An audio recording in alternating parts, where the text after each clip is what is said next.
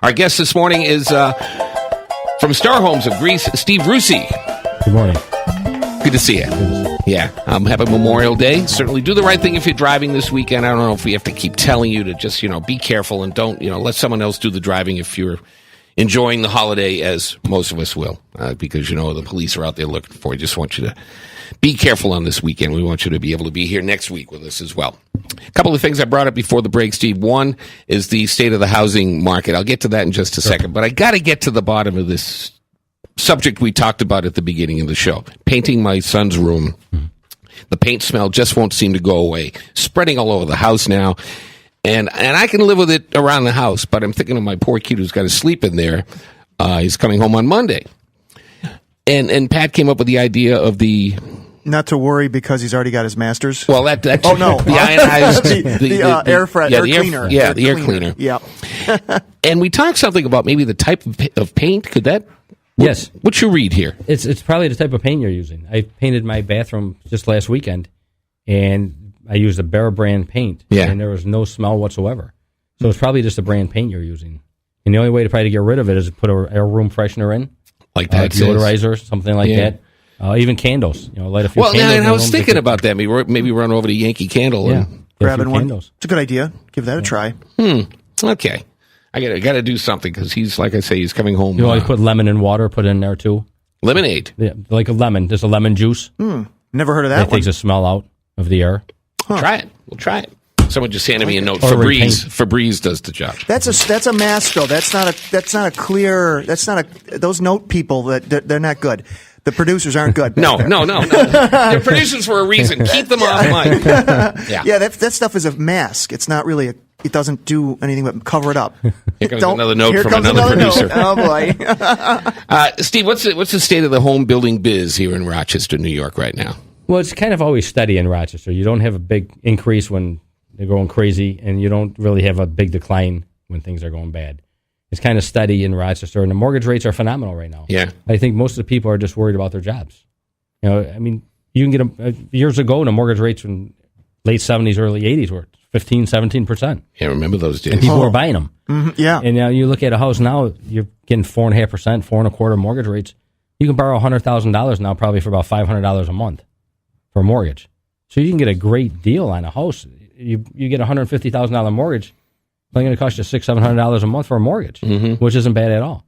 It's just the qualifying, which the banks are driving people crazy with right now. Is that the frustrating part for you? Is you find people who want to pull the trigger, ready to go, but can't get the money? The money from the bank. The banks went through all the problems with they gave money out before, they had no documentation mortgages. Yeah, you can get a $300,000 mortgage, pay a little higher interest rate, and not have to show an income at all, which was ridiculous. But now the people, they're telling them they need 25% down, credit scores 850. Yeah. It's the perfect. They want perfect. They want people. perfect credit scores. Yeah. Yeah. And we had one person we talked to. They said that they wanted to buy a house, but they didn't sell their other house yet. Okay. The bank wanted them to have 6 months worth of mortgage payments in for the new house they're buying, and 6 months of mortgage for the house that they're in the bank. Oh wow. And they had to prove that it was their money. Okay. It couldn't be like, Dad gave me the money and I stuck it in my account. They wanted to know where that money came from. Yep. That they can qualify to pay 2 mortgages in case they didn't sell their house. Wow. Okay. So they basically wanted to sell the house non-contingent. So yes. Okay. And it's tough. Before you get non-contingent, people be able to sell their house easily. Yeah. And they'd say, go ahead, start my house. They know it's going to take 4 or 5 months. 4 or 5 months, they know they're going to have their house sold. Yeah. But now they get worried. 4 or 5 months on the road, I'm sitting there with 2 houses. Yeah. But we had a few of them that, a couple of years ago, they sold the house first day on the market. Wow. They put it on the market 1 day later and they sold it. I'm like, it still happens. If you price it right, you got the condition there. It still happens. I hear about it all the time. But then you think something's wrong. That if you sold your house in 1 day, I didn't say. Did I sell it too cheap? That's what all the clients do. Then they got the daggers out because they think you undercut the price. Undercut but that's life. You're never going to have. You got to be thrilled scenario. that you sold it. Yeah, exactly. Because there's a million other houses out there that people are trying to sell. Yeah. So if I'm in the market to build a new home, what is the process? Do I call you first? Do I go to the? How does this all happen? Depends where you're looking. Most of the time, it's somebody has a location they want to build. Yeah. If they want to be in Greece and they want to be, Hilton school districts, they're going to look for your subdivisions. They're going to go on the internet most of the time, and they're going to look for certain areas, what price range they want to be in. and they're going to look, if they want to be in Greece, they want to be a Hilton School District, and they want to be in houses 250, 300,000. Yeah. If they have a realtor, because you already have your own house to sell, Right. then your realtor will contact other realtors because there's a connection with everybody knows everybody else. So they'll contact your realtor, and they'll set up an appointment. They'll go look at the properties. They'll go look at the houses in the area, and then they'll decide, they'll obviously look at other ones, and they'll look at other price range houses. And then they'll decide if they want to be in that area and go into the Hilton School District area. But if I want you to build my house, Yes. how does that all begin? Without a realtor. The process. Yeah. I have a brains, Julie. Let's build a new house. Yeah, And I like this guy, Steve. well, we'll see if you have a blueprint first, or a design that you like. You want a ranch, colonial, or a cape, and then you'll go through the process. How many square feet? Yeah. If we can build, like in that area, we have houses there. Start at 275 to 350, 400,000. We'll have to decide if you're going to build $110,000 house. We can't put it in there. Mm-hmm. But if you're going to build something in the 250 to 350 range, yes, we can put it in there. And if you don't have a blueprint, we can take you to the architect, and we'll go start looking at blueprints. And then from that point, we'll price out which one you're picking out.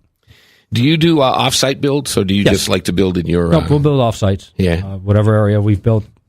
A couple of years ago, we built about 5 off-site. Okay. How many lots do you have in your subdivisions over there? We have 3 left over there. 3. And then we have another section next door to it that we haven't put the improvements in that has 16 lots. Okay. But they're premium lots. Yep. There's 2 of them that are there. One's 5/8 of an acre, which is a big lot. Most of your lots are a quarter of an acre.